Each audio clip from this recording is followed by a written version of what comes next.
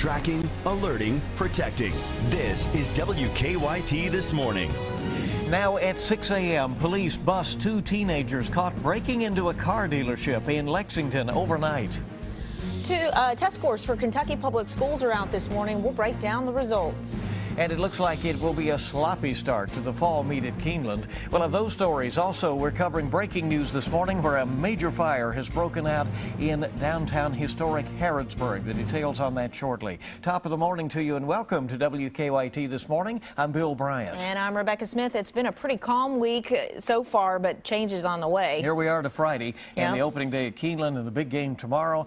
And you're right about that. Let's roll with the changes in weather. Let's check in with meteorologist Micah Harris. Good morning. Hey, good morning. Unfortunately, we're going to be dealing with some showers and thunderstorms as we work our way through the day. The fortunate part of this, though, is I think we get the thunderstorm activity out of the way for the most part during the morning hours. And you can see that across the region.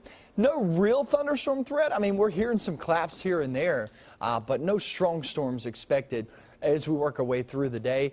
Trying to move all this rain on out. 75 corridor, now we're starting to see that target right on our neck of the woods there, anywhere on 75. Northern zones, southern zones, give it another hour and it'll start to approach us. So heads up for some rain as you're traveling this morning. 72 degrees this afternoon, showers and a couple of rumbles of thunder. And the focus of the forecast, not so much the rain today, it's that field that follows it, because we could be looking at some patchy frost this weekend.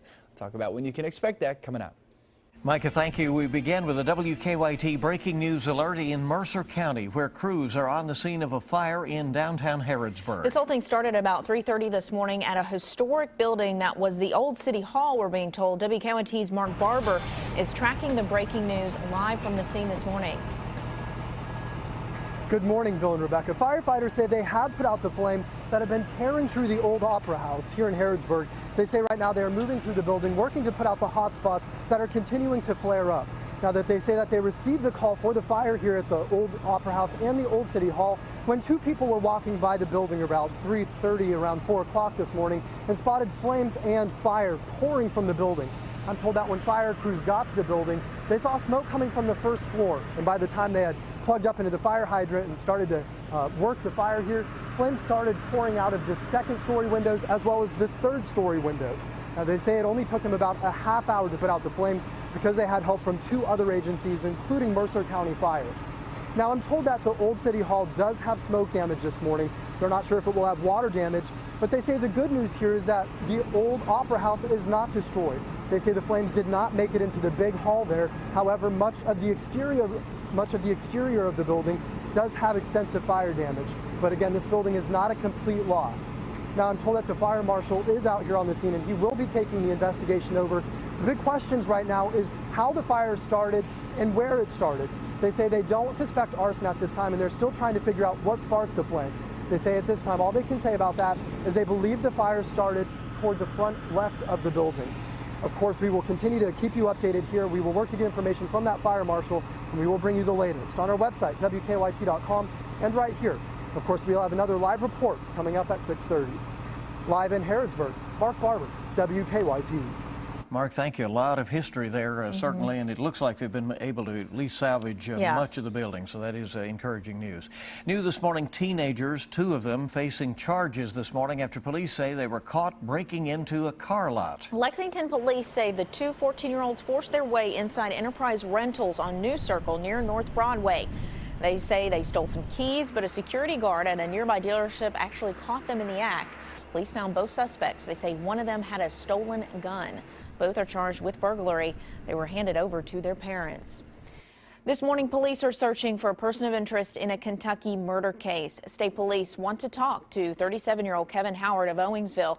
Police found human remains in the Grange City area of Fleming County on Wednesday. State police have already arrested Charles Black in the case. He faces several charges, including murder. Police have not identified the victim, but they say that victim lived in northern Kentucky and had been missing for more than a month. A third arrest has been made in a violent robbery at a central Kentucky business. Danville police have charged Rico Penix, Robin Adams, and Patrick Brand with robbery and assault. We've since learned that Brand was once a star player for the Danville High School football team. Danville police say the victim, Zoe Reed, was shot during a robbery last month at the Domino's where she worked. The 21-year-old has improved, but is still in serious condition at UK Hospital. A Kentucky toddler is recovering after being hit by a car. Investigators say the freak accident happened last night on Bond Pike in Scott County. Police say as a mother was backing out of the driveway, the 2-year-old ran out to say goodbye. The mother did not see the child and backed into her, according to authorities. She was flown to UK Hospital, where deputies say she's expected to be okay. Well, school assessment results are officially in for schools across the Commonwealth. Of the 51 Fayette County public schools, 13 were classified as distinguished. 9 received proficient ratings. 29 schools were deemed as needing improvements. But overall, Superintendent Dr. Tom Shelton says 2/3 of Fayette County schools scored higher than last year. Overall, we have a lot to celebrate in the district. We had very, very high achieving schools, and overall our scores did increase. We moved from the 55th to the 65th percentile, and actually had an overall increase of 1.6 points in our actual score. Scapa, Veterans Park Elementary, Picadome Elementary, and Rosa Parks Elementary outscored 99% of all schools in Kentucky. But Shelton also acknowledges the test results show there is a lot of need for improvements. Lexington's William Wells Brown in the East End scored lowest among elementary schools in the entire state. And now the United Way of the Bluegrass is working to recruit 400 volunteers, one for each student, to help them tutor students at William Wells Brown. And no high school in Fayette County reached the highest status of distinguished. On WKYT.com, you'll find a link to see how your particular school performed. Well, it is an exciting time in the Bluegrass right now. Rain or shine, a new season. The fall meet begins today at Keeneland. And Kentucky is known, of course, as being the horse capital of the world, so we all love this time of year. WKYT's Whitney Wetzel is live this morning at Keeneland, where the new dirt track will be put to the test today. Yeah, good morning, Whitney. Good morning, everyone. Well, today is opening day here at Keeneland, and you can see that training is in full swing this morning. Horses and their trainers got out on the track about a half an hour ago, and you can see behind me they're already getting loose for the day's events. Now, you're also going to notice a lot of changes this year. One thing that you're going to notice is a new dirt track, which has been replaced by a synthetic poly track. That's what it replaced, rather. They've been using the synthetic track since 2006. Also, for the first time in history, Keeneland will offer its first $1 million race, the Shadwell Turf Mile, and that's actually happening tomorrow as part of Fall Stars weekend. Every Saturday this month, activities here will start at 7 in the morning. Of course, there's also tailgating on the hill, and betologists will also be around to help. Now, here are a couple of quick facts that you need to know. Gates open at 11 o'clock each morning. Post time is at 1:05. There's no racing on Mondays and Tuesdays. Admission is $5, but children 12 and under are free. Now, this year's fall meet runs through October 25th, and one concern on this opening day is, of course, the chance of rain. But as Micah mentioned earlier, the heaviest rain is expected this morning with a few spotty showers this afternoon. Racing is rarely canceled because of rain, but sometimes races are delayed because they want to let the bad weather pass through. Now, we'll have all of this information for you about this year's fall meet on our website, WKYT.com. We're live at Keeneland. Whitney Wetzel, WKYT.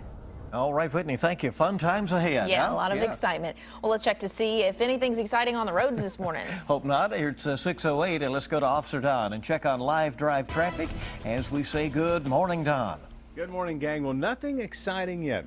Things are pretty quiet around Versailles Road. Of course, it's going to change with the opening of Keeneland later, but this morning we're okay there. I had a look at Harrodsburg Road. Reported the problem with a light short cycling at Harrodsburg and Man o' War, but it looks like it's cleared now, so no trouble. Looking at I-75 and I-64 through the northern split, where traffic is moving well this morning, and the exit ramps check out fine. On our Waze map, no major issues. You know, it is windy out there this morning, so be careful as you approach the intersections, the traffic signals and things like that. But so far we're okay. Also in the construction zones, debris in the roadway, like on Leestown Road and on the interstate, that stuff getting blown around this morning. Now back to you in the studio. All right, mostly good news out there for travelers this morning, and it's going to be a busy day.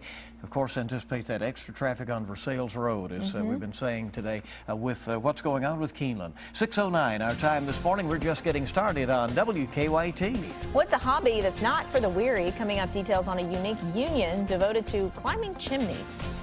Two things to really pay attention to for today. We have the bulk of the rain this morning. Once that moves on through, then we're looking at some cold temperatures. And notice, I didn't say cool, I said cold. And I'll show you how low we go coming up.